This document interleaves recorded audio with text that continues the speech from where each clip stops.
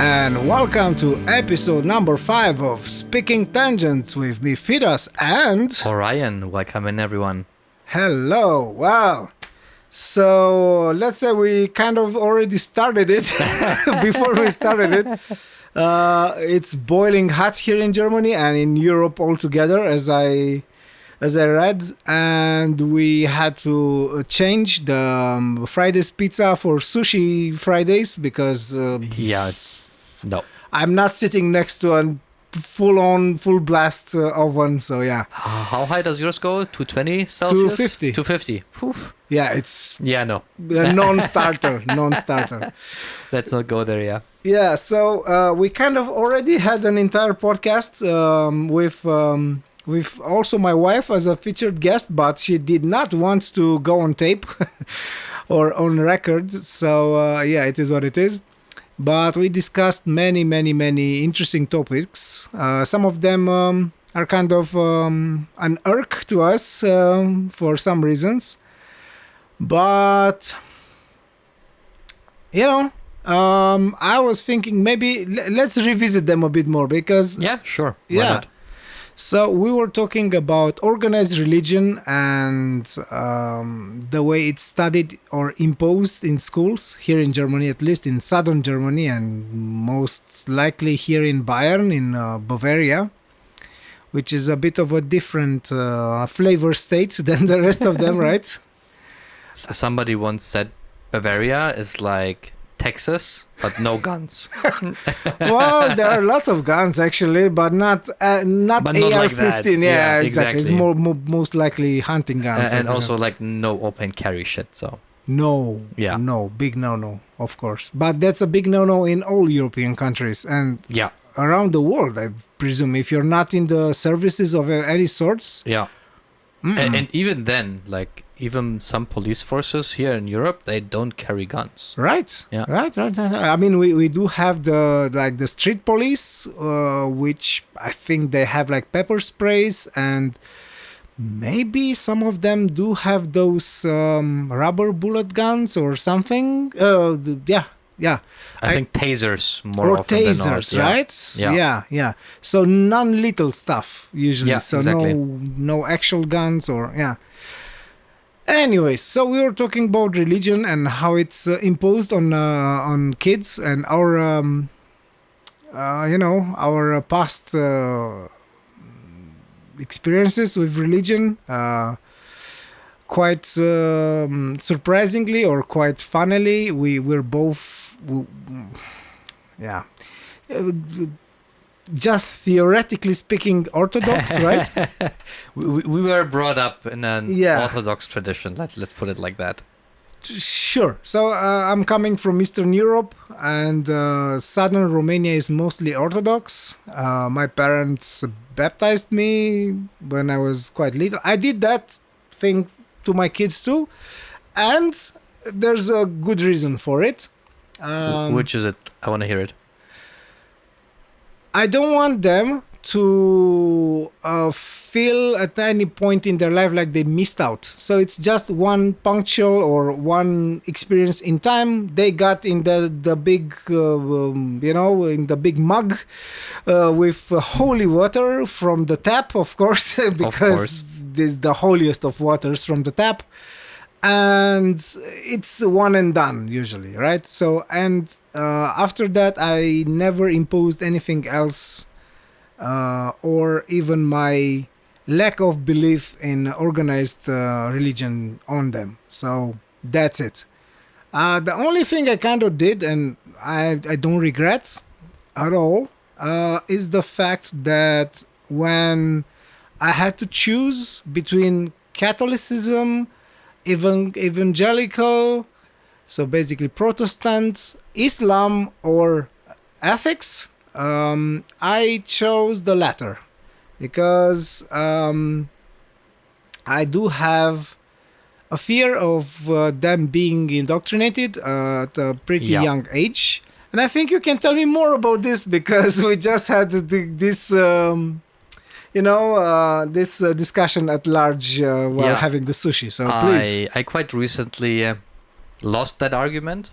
So my oldest is going to school this September, and when signing them up, we had to decide exactly the same thing. And I was strongly opinionated towards ethics class. My wife wanted her in the Catholic branch, actually. And we talked about it for a long time. And then our kid actually came in and said, no, she wants to go to the Catholic branch. So I was like, all right, I don't want to be dogmatic, right? So if you want to go there, I'll not force you into something else. But one of the main arguments I made was exactly that. Like, it's a 6-year-old kid, right? Sitting there with a bunch of other 6-year-old kids. And they're gonna get indoctrinated by people who are paid by an institution that has a history of doing unspeakable things to kids. Right. And I really don't want that. So I 100% get why you were very hesitant to go that way. Yeah, I mean, by the way, if you hear kind of like wind noise, is my ventilator, because otherwise we might melt and die here.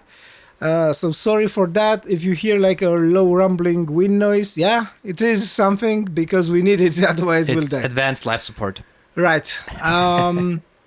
So yeah, I truly get this bit. Fortunately, we never or didn't have had this problem. My wife was like, okay, I don't care, and ethics sounds better. But yeah, I mean, even if they would have had like orthodoxy as a possibility, I think it would still be a no. How about no? Yeah, I mean, so when I was a kid, yes, I was baptized, and then let's say my parents, as I told you before, they were not really religious people, and let's say they were more very libertarian in their choices of life. So yeah, not quite religious, not quite scrupulous when it came to stuff. They kind of disclosed their life in an inappropriate way with us kids, me and my sister. And yeah, so we never had quite this problem. I never had it as a kid. My wife had a bit more of this thing going. My in-laws are more religious, or religious, let's say, and they are church goers. I had, and we had this church going period thing after our wedding. We also did the wedding in the church, because I and we thought, like, let's do the full Monty. We're not going to do this again. So, if we're at it, let's do it the full kind of way. So we did it. And after that, we kept on going to this Bulgarian church in Bucharest. Why? Because it was recommended to us by a fellow friend. And,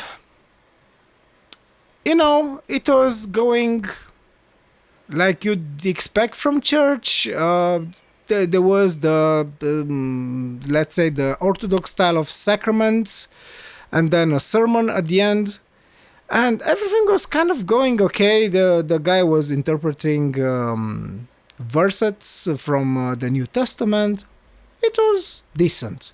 Up to one fateful day when he went full on Sharia in the church, and he went with women have to have their heads bound and covered, because they are the subordinate of men, and men are not allowed to wear long hair, because that severs the connection with God.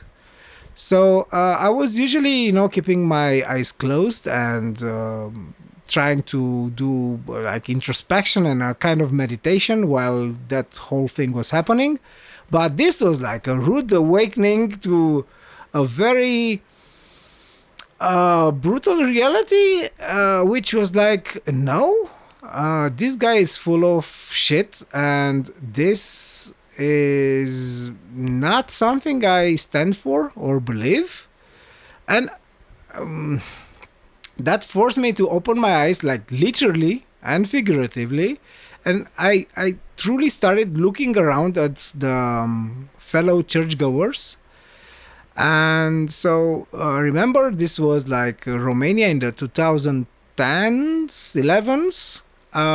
People, like all of the other people except us and maybe just a couple of oddballs, they were dressed in some kind of a national folkloric dress, right? Tracht, yeah. Yes, like tracht here, like a very traditional kind of clothing, right? All good. I have nothing against that. I think it's quite interesting and even beautiful. However, each and every one of them, even the kids, they had some insignia right over their hearts that kind of like when they moved, it kind of gleamed, but until that moment I never truly studied it. I'm a very kind of visual kind of guy, so that's why I was keeping my eyes closed not to get distracted while the sermon was going. But then I was like quite curious, like, who are my fellow church people here? Well, lo and behold, that insignia was the insignia of the Romanian Nazi Party, the Iron Guard. Guten Tag, I guess. Yes. And when I look closely, even the priest had it. Wow. Which was a total shock for me. Yeah. I have to say, I was more than taken aback. And yeah, that was the last time I've been to a sermon in an Orthodox church. And even though I know that not all churches and not all priests and not all fellow Christians, fellow churchgoers are like that, well, thanks, but no thanks. I'm, I would say, well off doing my spiritual practice, whatever I'm doing, if I'm doing, when I'm doing by myself, without having the need to show anything to anyone, because that was the other aspect that always bugged me at going to church. People were doing it as a badge of honor, as a badge of, that's a feat of I'm more than you. And because I'm more of the curious and slightly scholastic kind of guy, I actually read the Bible at least twice. I think 3 times the New Testament, just because I didn't understand or I couldn't understand at the time some of the verses, let's say. Do you have a favorite verse? Well, even if I would, it would be really difficult because I've always read it in Romanian, so I don't know how, because that was like a very archaic kind of putting it into words. But if I like one of the stories in the Bible is the one of the agriculture. So it's about how the seeds are getting thrown. Ah, yes, some on the field and some on the street and some in the some cracks in between. Exactly. It's talking about like not everyone gets an equal chance. And not all, and even though we're all God's children, as it's getting repeated, not all of us are getting the same equal chance. So some are more equal than others. Exactly. So some mediums are more prone to, I don't know, to getting a better chance in life, let's say. Yeah. So I like that one because I thought that one would be the most realistic one of them. I did not quite enjoy the hissy fits Jesus had while being hungry. And now I will piss off everyone for sure. So from Muslims to Christians to everyone. So yeah, my pleasure, right? I mean, I truly don't care, and if anyone would take offense for anything I would say here, well, I'm sorry for you, but at the end of the day, it's also your choice not to get offended. So, Also, don't listen to us, I yeah, guess. exactly. Like if you don't like it, just turn it off, and that's it. It's all good. Anyways, so going back to the kids, I was a bit taken aback by the fact that my little one, even though he's doing ethics, actually the curriculum is full of religious stuff, going from Catholicism to Protestantism to even Islam. He had to learn about the three branches of Islam. I thought there were just two of them, but it seems like there's a third one.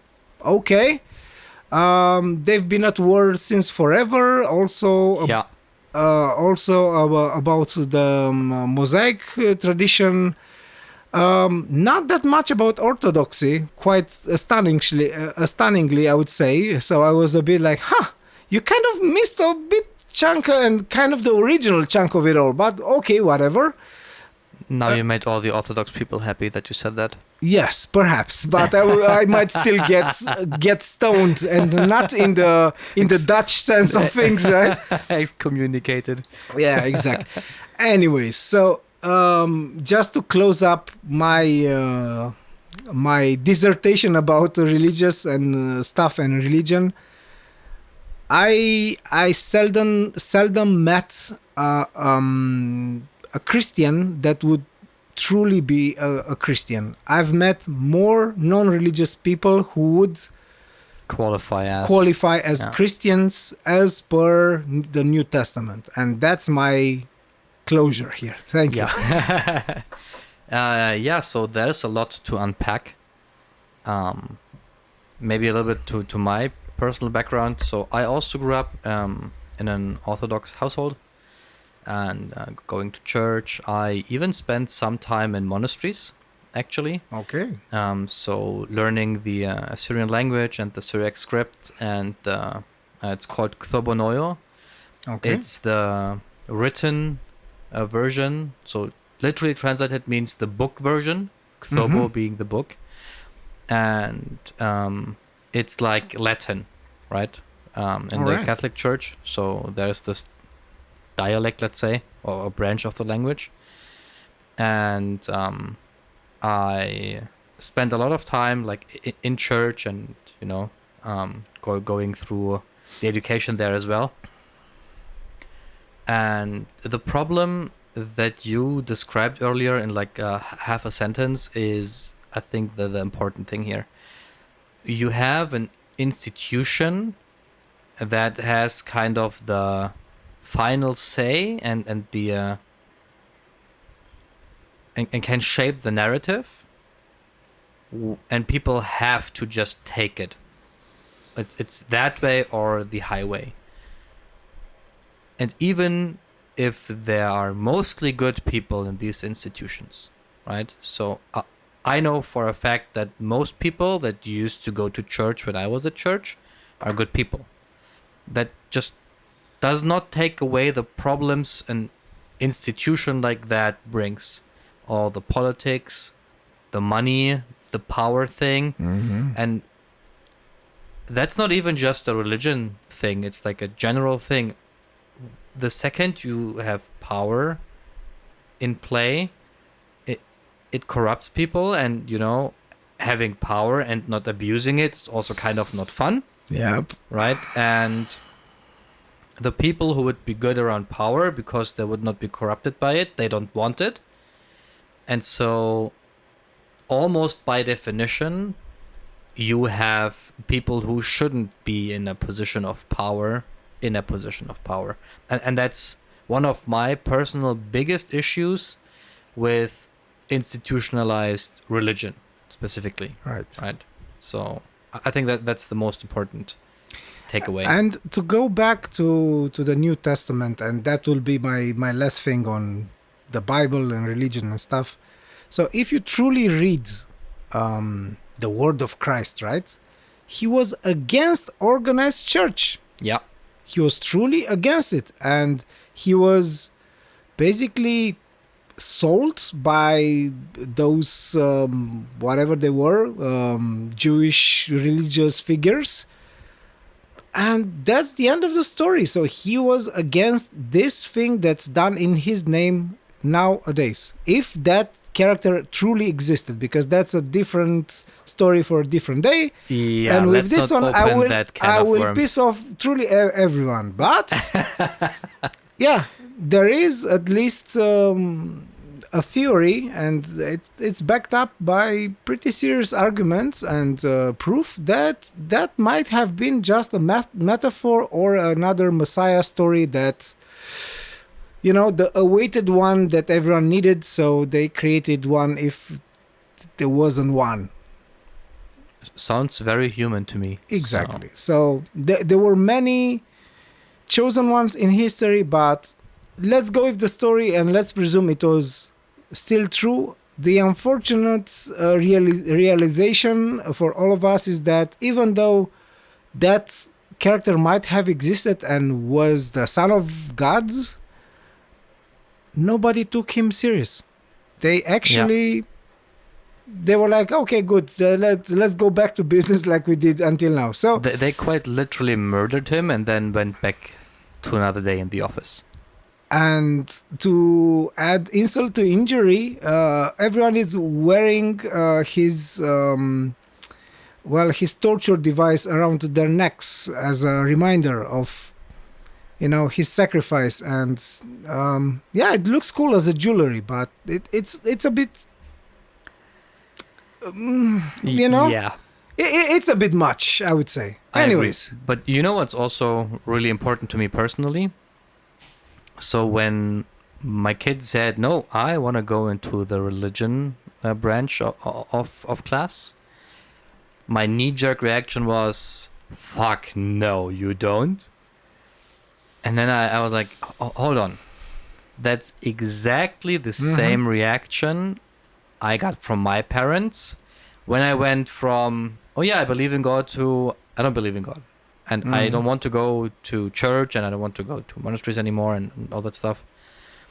And so one of the things that's really important to me and that I learned in that moment again was what really matters is to provide my kid or my kids safe opportunities to explore the things they are interested in, you know, and by trying to live as an example for them, also help them find the right way, not by my definition, but the right way for themselves. And even though I'm still kind of a little bit unhappy, that's an understatement. I'm really not happy about her going there, you know. But she's hyped, she's interested, she wants to learn, so that's good, and that's what I'm trying to encourage, learning. Yeah, and exactly like you said, not being dogmatic and not enforcing even your a posteriori experience or your life experience on her and what you know now, because at the end of the day, we are shepherds to our kids. We're not their masters. So we need to guide them, but we cannot choose for them truly. Yeah. Plus, me personally, and if somebody talks to my wife, she will say yes. I really cannot deal well with contradictions. So if something or somebody contradicts themselves in a fundamental way, I am having a really, really, really hard time just swallowing that pill, let's say. And that's one of the reasons for many, many, many discussions and fights when I was growing up. And because in my mind, a contradiction that fundamental cannot exist, right? Either it is the one or the other. Like, it doesn't make sense. And I think if you look at people and history, whenever something is fundamentally conflicted like that, it doesn't stay like that very long. It breaks apart and then it goes one or the other way. Right. And so on the one hand side, saying you have to be open and you have to learn to think critically and don't be dogmatic, and there are always many facets to things. And at the same time saying, no, you're not going to that, and be dogmatic about it. Right. That was something that I just could not deal with as well. So True. I mean, and in the spirit of what you just said about letting kids explore and stuff, I have a pretty funny story. So my little one, he's 10 now, and it wasn't that long ago, maybe months ago. So let's say he's very disinhibited. He can take his clothes off anywhere and do stuff, right? So I was brushing my teeth. He came like, I need to take a shower. So all right, and he got into the shower. I was still brushing my teeth, and all of a sudden, like from behind the curtain, I hear like, "Dad." I knew something was up, of course.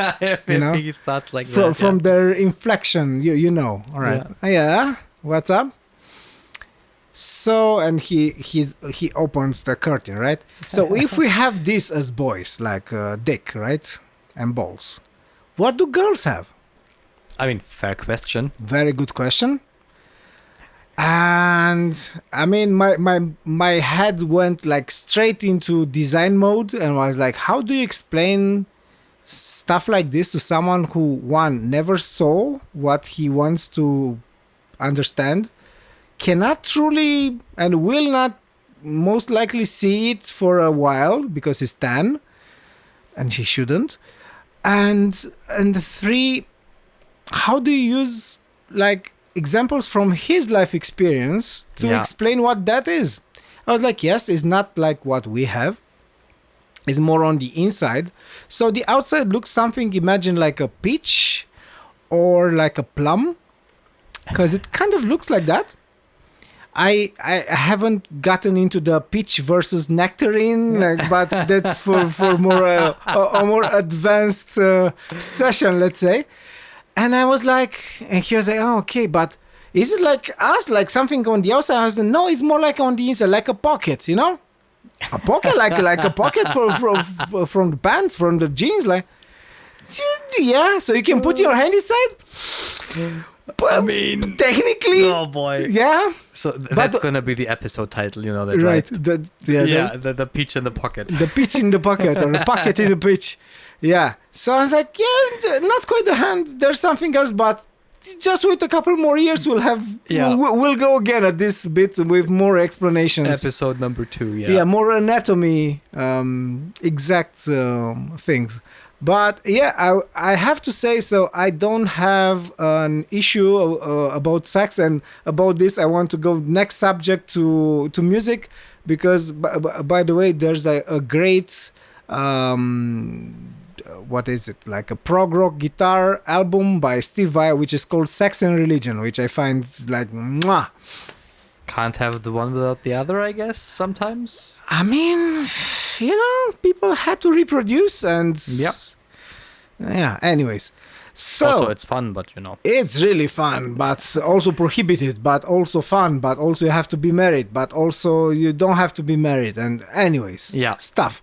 So where was I? So yeah, like kids and their questions that stump us adults, even though I know you by now pretty well, and I know you're also not that prude kind of guy. And no, I mean, fair point. You do have girls, so you will be having to be a bit more refined around the edges with the explanations. Let's say.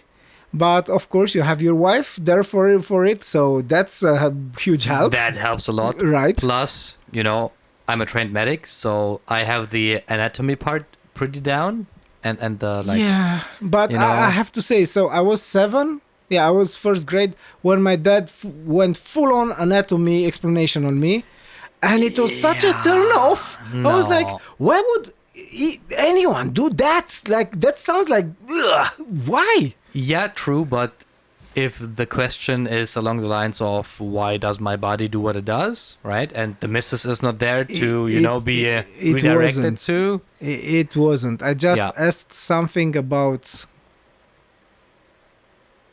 It was either about sex or it was about something else.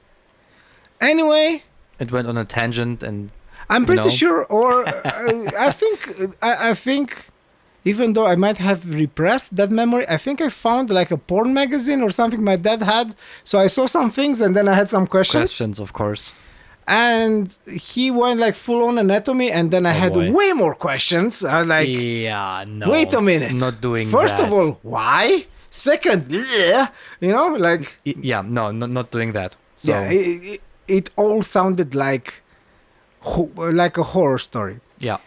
All right, man. So sex and religion, right? So let's go music because I'm good. Yeah. Yeah. It's way too hot for such fun topics. This always happens when we are zero prepared. When we are zero prepared, Right. we go like down into the deep dark ends.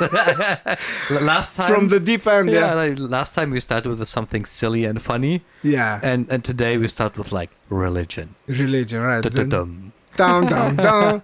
Exactly.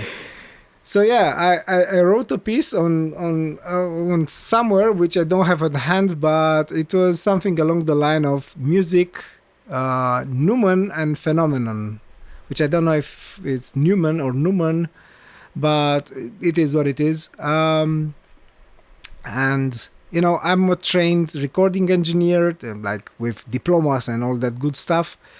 And Angeber. yeah, of course. Look at me. No. I'm going somewhere with this. It's not just look at my diplomas. I'm smart. No. So I mean that too, but yeah, go ahead. Yeah. Right. No. So I've been through the entire engineering, music engineering school stuff here in Germany, and they went as thorough as you might imagine, from like how current goes through components to how microphones react, what's the Lorentz, the Lorentz effect, and what all that stuff was way too many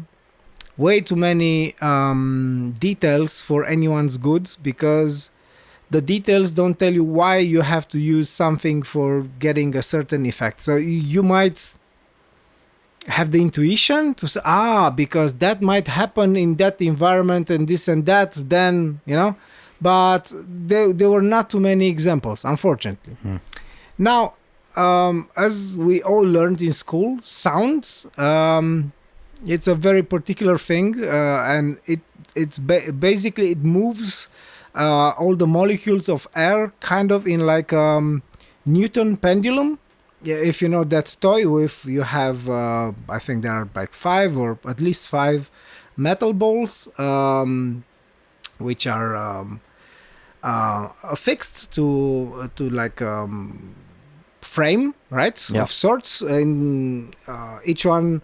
So the balls are oh, sorry. I just touched the microphone, sorry. So they have like this point which splits into like 2 prongs. So they basically, when they move in the same plane, right? They only have a certain type of move. And actually sound moves air exactly like that. So it's like nothing truly moves from one end. So the molecules of air kind of in the same spot, but one impulse determines one of those Newton pendulum. Like they go from one to another, and they transmit the impulse. And then in all directions, it's more like a sphere. So imagine like sound, it's going like a ball in all directions. It's like dropping a pebble in the pond, right? It goes everywhere. It ripples. It goes out. everywhere, but still, it kind of that's a bit more 2D-ish. Yeah. There are some better like 3D demos done, like animations, so you can truly see the effect. So we know that happens, right? So you have this Newton pendulum kind of way of sound waves going from end to end. We also know that the lows, the bass, has a very, I mean, the lower it gets, as in frequency, the wave gets super long from one point to the end of it, right? There's like a sinusoidal thing, right? Cool. So we've gone through that.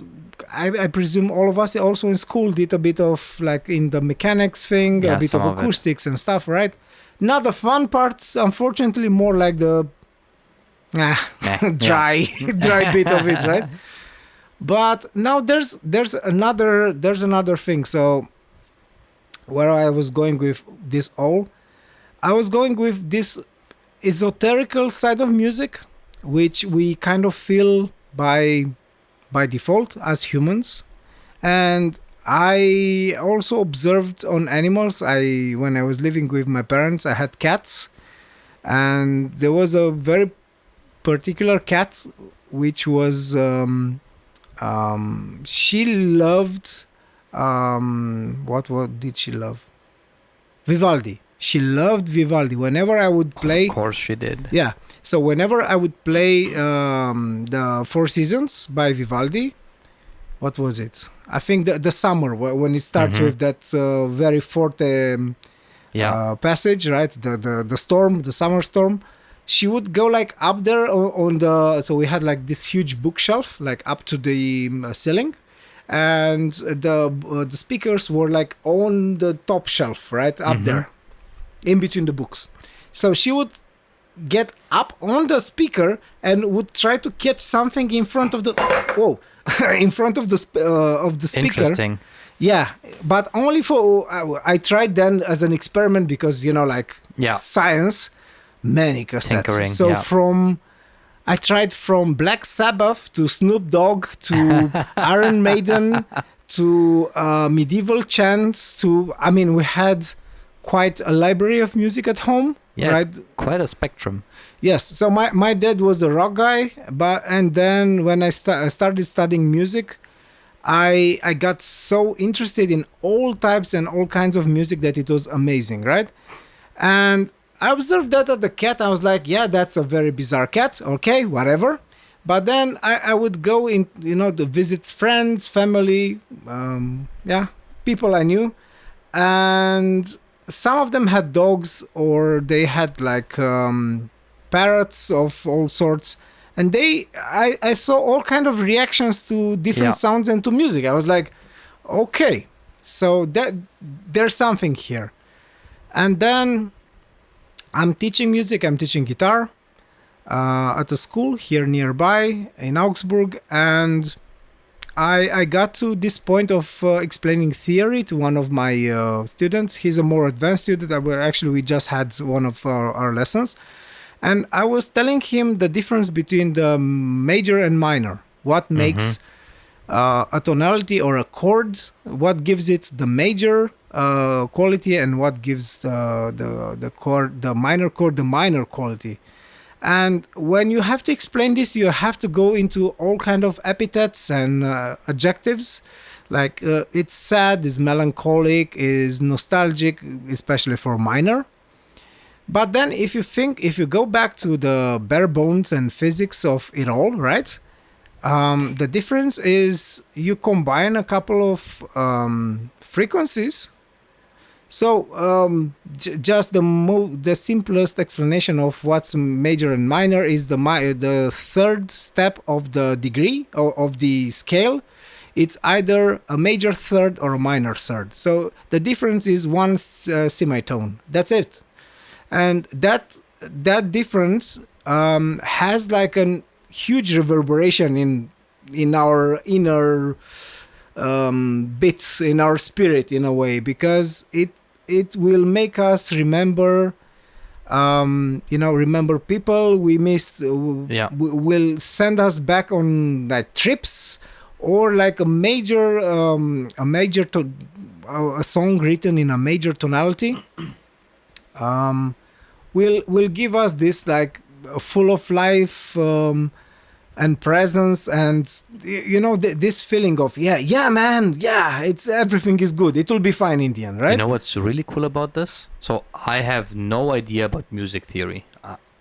When it comes to music, I'm just like consuming, right? Mm-hmm. But what you just said, the first thing I thought about was like, most people are like me. We don't know the theory, but I can tell apart voices without even seeing somebody because Mm-hmm. something in us is so tuned to differentiate, let's say, the fabric of voices and Mm-hmm. these tonalities that each one of us has. Yeah. We're not even aware of it, but we can differentiate between hundreds of voices. Mm-hmm. And as you say, you hear that voice, they say a word or two, and it's like, it's that guy or it's that person. Or, hi, I know this. That's really interesting. Yeah, I mean, besides our brain being tuned to the exact spectrum of the human voice. I mean, obviously, yeah. Oh, yeah, I mean, we Yeah. had to, right? Yeah. Because we are a storytelling civilization and creature family, Yeah, right? with speech as our favored way of communicating, which is also curious in and of itself. Yeah, that's an entire rabbit hole in itself. But even Although it's not enough, right? Because we still have like this whole body language and all these parts still. True, but that's why. So I truly agree to this thing. I saw a guy. Of course, I'm really bad with names. He's an American writer, and he's doing lots of short content to medium content on all kind of social media, from Facebook to whatever. On all of them, yeah. Yeah, I presume all of them. And he had this theory that was supported by hard evidence that we are a storytelling civilization, us humans Yeah, all together, like all of us, yeah. all of us, right? So- 100%, yeah. or species, not a civilization, species, right? Because there were many civilizations within our species. So yeah, I mean, but that's the Newman part of the unexplainable or Unknowable. ineffable, or how is it, that very fancy word? So yeah, unknowable, the part of things. Why do we react? Why do we have such a strong emotional reaction to the movement of frequencies? Because that's it. If you get the naked nature of music, is just pushing various frequencies at the same time, and then because you know what's funny? My mother-in-law, she's a music lover, and she's coming with all kind of fabulous stories about my music, like, oh yes, and I felt what you meant there, and it was this grandiose thing, and I was singing, like whatever she was singing, Pretty awesome. right? And sometimes, I'm like, I'm laughing to myself because, one, it was not that, and it was nowhere near that rich in cultural details and all kind of deep human stories. It was just a cool thing that I kind of So this is again one of the mysterious parts about music. I don't know if it's just me. I presume it's not just me, and it's some other people. But so I've had this thing happening to me a lot. Whenever I get this music idea, like the muse is coming and is there, I got ideas that were beyond my technical ability. So I was struggling to catch a glimpse of what I was receiving, because it feels, I know, woo-woo alert. Oh no, there comes the guy who just demolished religion with spiritual stuff. Well, it's not, it's not a contradiction. They're not mutually exclusive, right? But sometimes I truly get like an actual physical fever, like 38 degrees centigrade. And it feels like I'm in a feverish dream or something. It's a very particular feeling whenever I'm getting one of those like really interesting and profound ideas, and I cannot truly take credit for it because it feels like I'm getting it from somewhere else. Again, I don't know what is happening, how it's and why is this even happening, but it is, and I've been living it on my own, and I can relate it without saying that it's whatever mystical force of nature. I don't know what it is. It's something. I'm more agnostic than anything Yeah. else. So I don't know if we can know, but I know it's happening, and I've put it like on records, at least on 3 albums until now. So yeah. I don't think we have to know.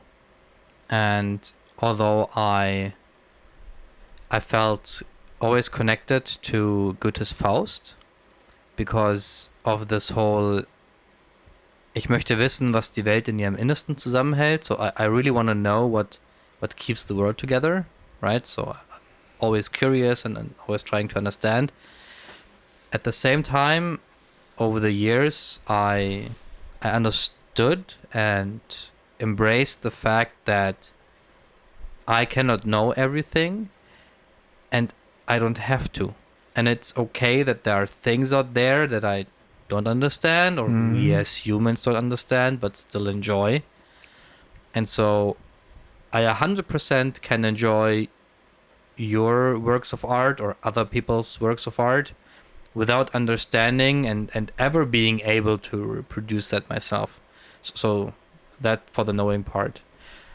While you were talking, I was thinking about why does music have such an effect on us?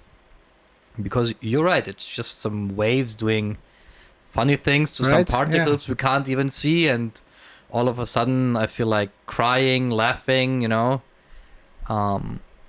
So here's what I'm thinking. We are hardwired and optimized towards hearing. Because, as we just said a few minutes ago, our preferred way of communication is speaking. So that's one thing. The other thing is, hearing is a really important sense that we have because for the longest time of our existence, half of the time we spent in darkness. So no seeing, no nothing, just hearing. And so we are very, very cued in to audio cues, right? Every parent knows it. They can distinguish their child's screaming from in a kindergarten, from 50 others. Yeah, been there, done that. Yeah, and they can distinguish if it's I kind of fell on my nose and it's not too bad, but you know, I scream, or you know, the type of cry which is like oh shit, exactly, we have to go to the ER. Yeah. And if we have that in mind and we say that music and that is basically the same, hello John Cage, by the way, then it makes absolutely sense that music also triggers something in us. So if I hear my kid scream like, oh shit, something went wrong, that does something to me, right? And so it's kind of natural to assume that music would do that too. I mean, true, but at the same time, or by the same token, if you take instrumental music, so you remove the human vocal qualities of it, right? And you might argue, and many music theorists argue, that instruments, all of them, they try to replicate the human voice or some aspects of it. Do they? This is one theory, right? Okay. If you would think of... Never thought about it like that, honestly. I always thought I'm about also it as not a music theorist enhancement. or like a music analyst of sorts, so I identify myself as a musician first, and I love creating and enjoying music and even teaching it, even though I thought I was done with teaching. but seems like many years of raising two kids. Teaching is fantastic. Yes, seems like my Can be. patience got upgraded by leaps and bounds With two boys, with yeah. two boys. Yes, and not the easiest kind of boys, anyways. But so if we go to pure instrumental music, beats, I don't know if we Mhm. start from I almost said Renaissance, but that's full of choirs. So instrumental music maybe from the later part of Renaissance to Baroque to classic, romantic, what have you. So you will be having one of the following instruments as a lead instrument, so violin. I Mhm. think it's the first and Clearly, yeah. foremost. Then piano. Yeah. Then you'll have the odd whatever Cello quite often, right? quite not so often. Really? So only Edgar, wrote a couple of. So maybe I'm just biased towards it because I really like the sound. Yes, I also Maybe. love cello. So, if you think of it, it's a bit bizarre, and the fact that an instrumental kind of music, be it classical or more modern, can stir very precise scenarios or stories Yeah. in someone's mind, it's truly a mystery to me. What's even more mysterious is where are all these ideas coming from? Because you might say, well, be pragmatic about it. So take out all the woo-woo and all the spiritual stuff and all the unexplainable or unknowable. But that's also boring. Of course, but let's be like clinical about it Yeah. and scientific about it. So, well, you've been studying music like I did for like 20, 25 years. So that's a long time. You've been listening to a ton of music, and I've been listening to a lot of music, but nothing in comparison to what some of my, I wouldn't even call them my peers because they're like light years ahead of me, right? So even friends of mine who are playing in orchestras, like Sabine, who recorded on my second album, early one, he did all the violins. The plan was one violin, and we ended up with more than 30. So there's like a symphonic Nice. orchestra of one. Yeah, Nice. it was an amazing thing. But so I cannot compare myself to people like that who played incredibly technically and emotionally demanding music under the most pressure you can imagine, like on a world stage with lots of people in attendance, most of them trained musicians, some of them conductors and all. But so if we go like purely scientific about it, where are all these ideas coming from? So you listen to a lot of music, you're hearing stuff all the time. So our brains are kind of like supercomputers of sorts, and they do like a compilation of all things they hear, right, and experience, and they deliver a product of Something new. sorts. Yeah. Hold on.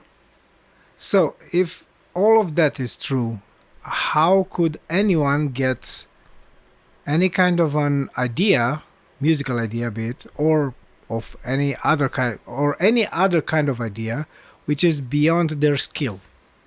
This makes, I would say, exactly zero sense. Why would our perfectly optimizable machine of a brain would give us way more than it's equipped to handle?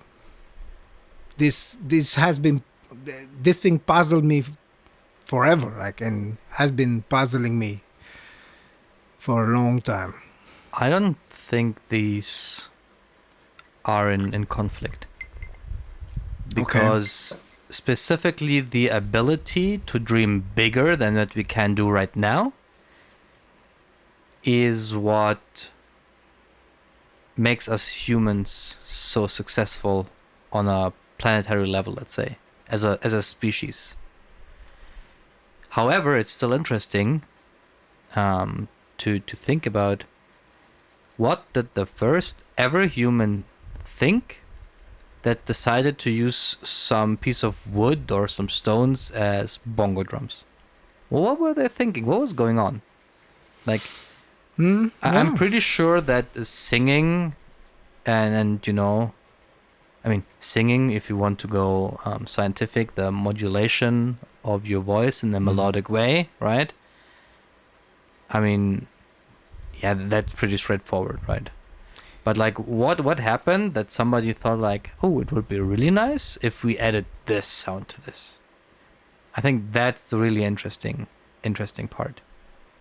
Yeah, I don't know. I mean, again, I'm still puzzled by this because so if we go back like on the or back to the theory of evolution, right? We had to develop skills to better our chances of surviving this world and this, you know. At least not be so bad at surviving that you die. I think just you don't have to be perfectly optimized. You just have to be optimized enough to not die. True, but again, music is no survival skill, or that is not as as needed, let's say, for our immediate thing. So why would our But sorry, but that depends on how you define music, right? So what's music? What's your definition of music? I don't think I have one. Okay, so What's yours then? okay, here is where I'm going with this. I just said not everything you are able to do has to be perfectly optimized purely through the lens of survival. So you can be able to do things that you just, you can do, and it doesn't really matter. You just survive, and then they don't have an impact. Number one. Number two, if we go very bare bones and we say music is just waves doing funny stuff to particles, and we can hear that, then what we would call music today is just an extension of that survival skill.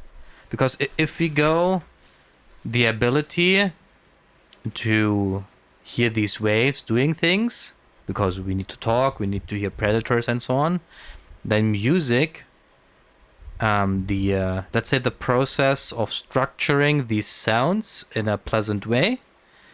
Wow, that was really smooth. Yeah, that was like that was a really manual, like a right? chef's Oh kiss. my god! I completely messed it up now, but still, it was very nice. So if we assume music is that, then it's just an extension of what we actually need to survive. So even though music per se is not necessary for survival, and I know a few people who would say, well, it helped me survive my teenage years, in quite a literal sense. All traverse that So particular rough patch. it's still an extension of a survival skill. Yes, but where I was going with is like you develop skills or you challenge yourself to develop new skills to get over immediate dangers or immediate problems, right? Now, you said that we as a species, we spent a lot of time in the darkness, so somehow we invented fire. I presume it was an accident, but we learned how to use it at least, right? Good. What kind of a sense would have for a brain, which again is like an optimizing tool, right? So our brain, Is it? Yeah. I was reading this very interesting neurological study, and our brain works. So going back now, because it's a full circle to spirituality, in Buddhism, there's this story about a monkey and an elephant, and the at first the monkey goes berserk, and wait, there are three characters in there. Sorry, I'm because of the heat. I'm a bit messed up right now. My brain is not optimizing. So there's like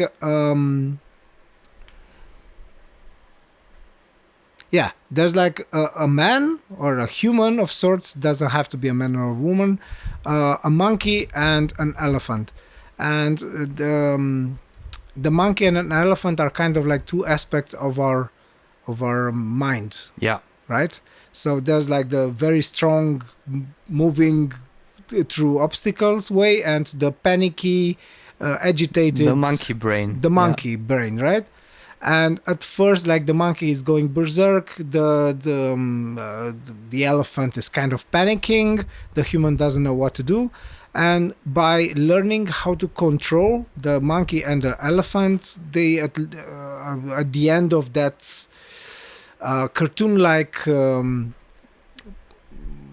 story thing. I might have botched it, but take what you can out of it. They all sleep together, right? So it's they are in harmony at the end. Mhm. But that's my thing. So I was reading about this article. If I find it, I will send it to you. Yes, please. Because it was very interesting. And also the Buddhists say, so get over this ocean of the samsara, the ocean of illusion, Yeah. which is the world we can feel, right, by phenomenon. So not numen, not the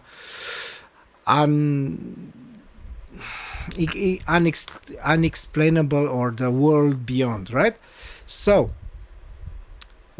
our brain is a template machine. It observes similar processes and it puts them in a very specific drawer, and it draws parallel. So if A equals B, B equals C, A equals C.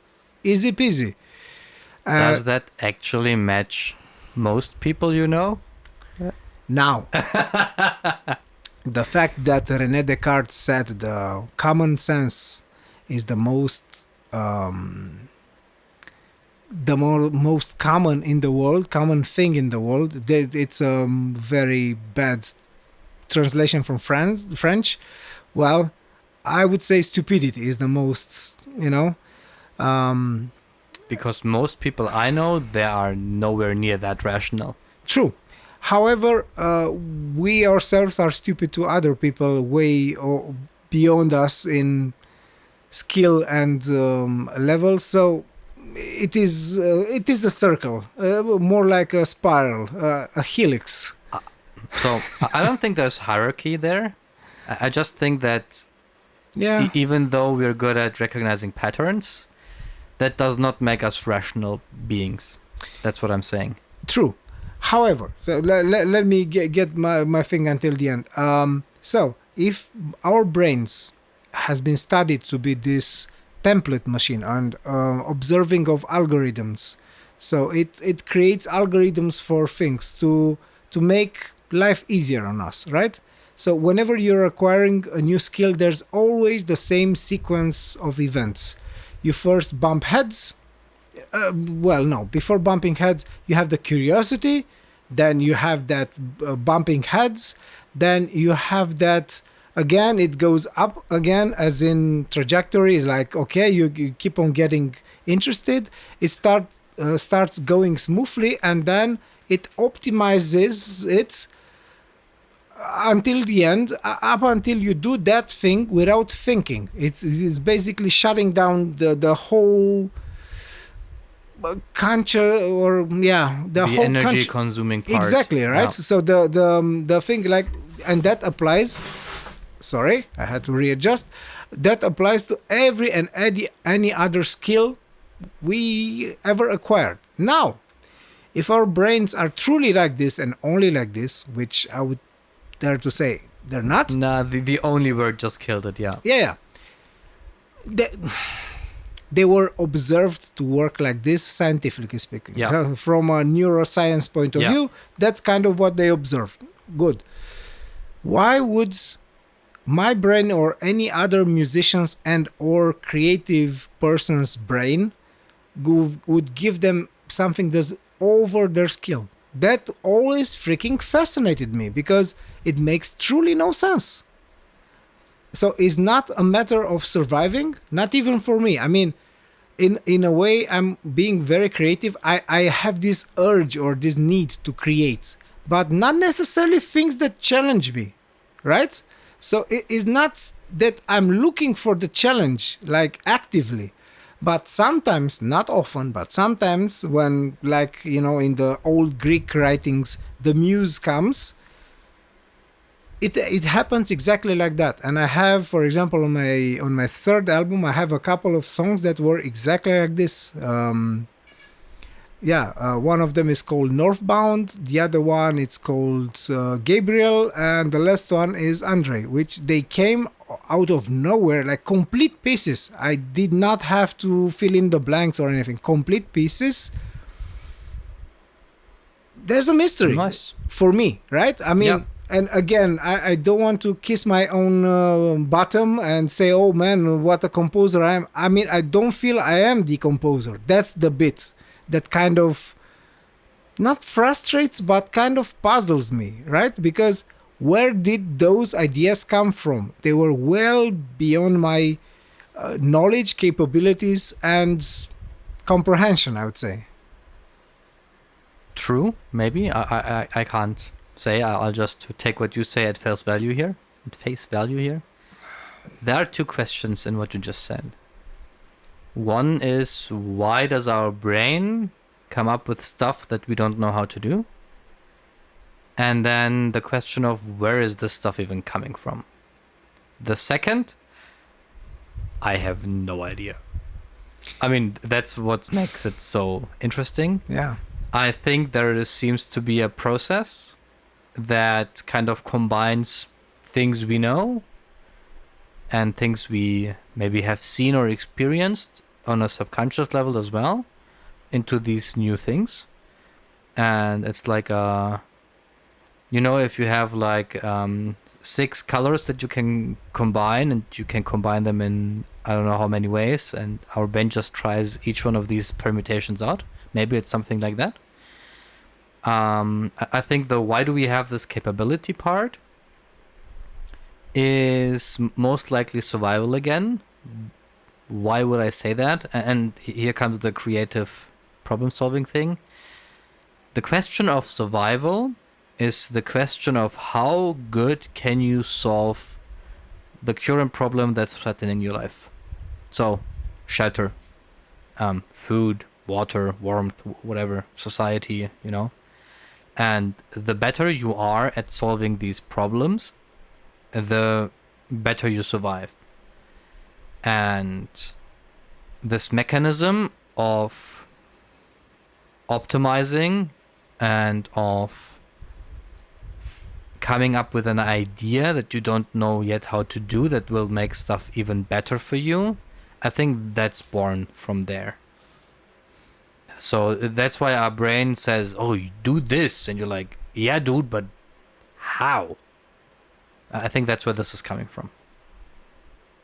Yeah, I mean, I don't disagree, but I'm still not convinced that this is a matter of survival.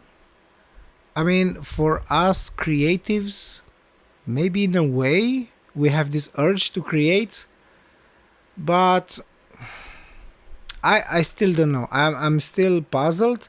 I'm not trying to find a new god in this whole thing or to mystify it even more than it has to be. But there might be like another level of conscious, of spirit, of energy, of whatever you want to call that gives this bizarre inspiration, bizarre or unexplainable, not even bizarre. It's not bizarre in a way that I feel odd about it. I just feel puzzled about it. And for example, also on my second album, there's a song that's called Mysterium 1, and in parentheses it's called Cute Little Muse, because one day Andre was lying on the couch and watching TV, What? That happens? Yeah. He found, so we have this thing, you can see it on the porch there at the window. It's that like UFO shaped instrument. It's called a tongue Yeah. drum. So it's like an ellipse kind of shape, like a Mhm. 3D elliptic shape. And it has this kind of tongue shaped cuts in it, which each one of them has a certain size. Yeah. And they generate different notes. Different It's notes. tuned to a big D major, like it's a D major B minor tonality, right? To keep things simple. But one day Andre like found it, and with the small mallets, he was just doing like a random thing on it.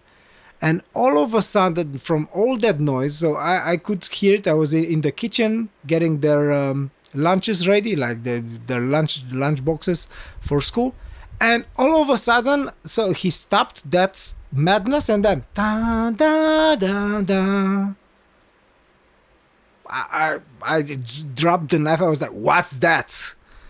Like, what's what?" He went back to the Yeah, to the garbled to the stuff. entropy, right?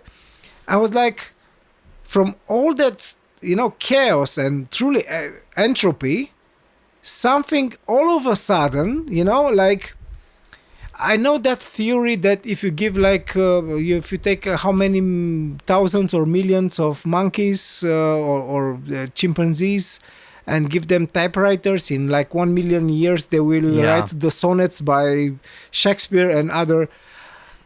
Yeah, sure, but I mean, if you take it probabilistically, sure, you can Yeah. find anything anywhere, however you want. But still, from that entropy, which is kind of the state to which we all tend to, it comes all of a sudden something truly ordered and something that hits us like a hammer, right? It's like Yeah. strong, and what's that about? So I'm still curious about that. By the way, I won't be starting a new religion or a cult of sorts. No, I'm never, like truly never. Yeah, but no. I'm quite fascinated by this unexplainable or hard to explain facets of us humans, and how we can find order in chaos, and how we can find We create it. That's the thing. Not just Yeah. find it, we create it. but and again, like, how do you get something that's beyond you? That's beyond me. I don't know. Kind of like how Mendeleev dreamed of his table of the elements. He Yeah. dreamt it, and then you might rationalize it and say yes, but he thought about it so much consciously, like during the day, and he was trying to find and then the brain, being that optimizing machine that it is, and algorithm observing and pattern recognizing machine, he just put it in a more relaxed form while he was in that alpha state or whatever, that REM state of Whatever, yeah. there are many names for the similar stuff, but still I'm fascinated by this thing.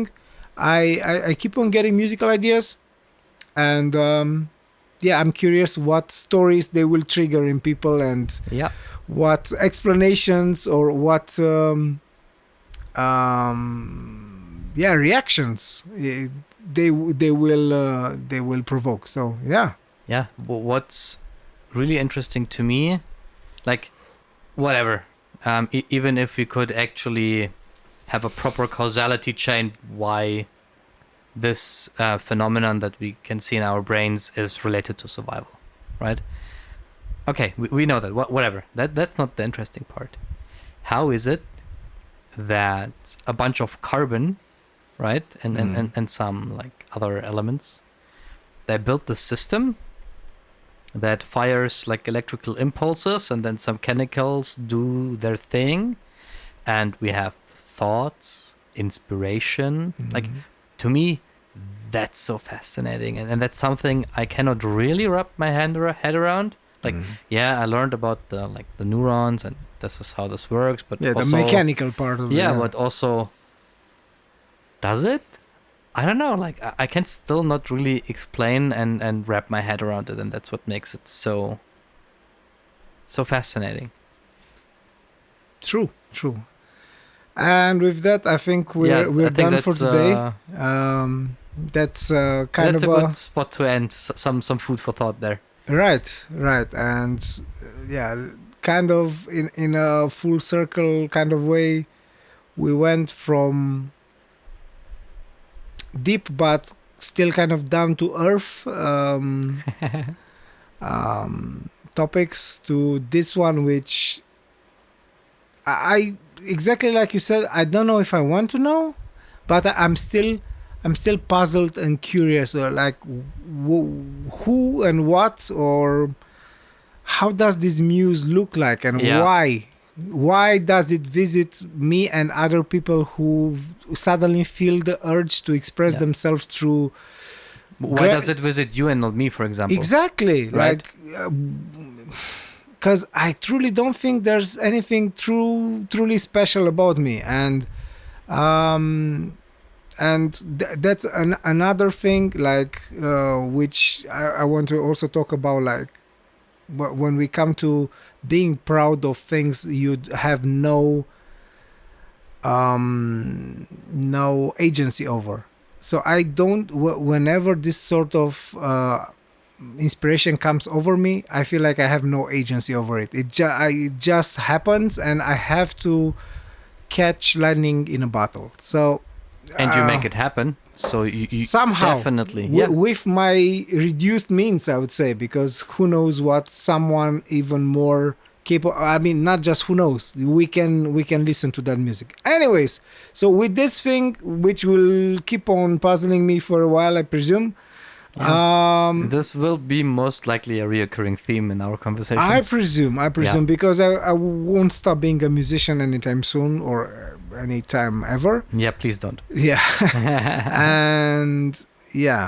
and I also want to talk about, in the end, why do we make music, and the types of music that we... That's a big question. Right? Because again, another topic for another day. Thank you very much for listening to us. And by the way, don't take anything too harsh or too, take everything with a bit more salt, not just a pinch of salt. But not too much. Think about your blood pressure. Yeah, exactly. Yeah. Listen to the ER doctor here. No, I'm not ER doctor. I never made it that far. Okay, not ER doctor. Then what were you? So... in German, it's called Rettungssanitäter. Okay. It's not truly a paramedic, but it's also not truly an EMT. It's somewhere between. All right. Because of training and so on. Of course, a paramedic. So take the advice. Not too much salt, but also don't get insulted by anything we might have said here. It's just our personal thoughts and just 2 points in a data set, a very big data set. Exactly. So if you want us to talk about certain topics, just comment them down below. Thanks everybody for listening, and thank you for the conversation, mate. Thank you very much too, and also subscribe, follow us, do all the things that do the stuff. If you enjoyed it, please do. Even if you didn't, just do. Yeah, exactly. Out of spite. Exactly. All right, then that was it. Have a nice one, and see you. Ciao.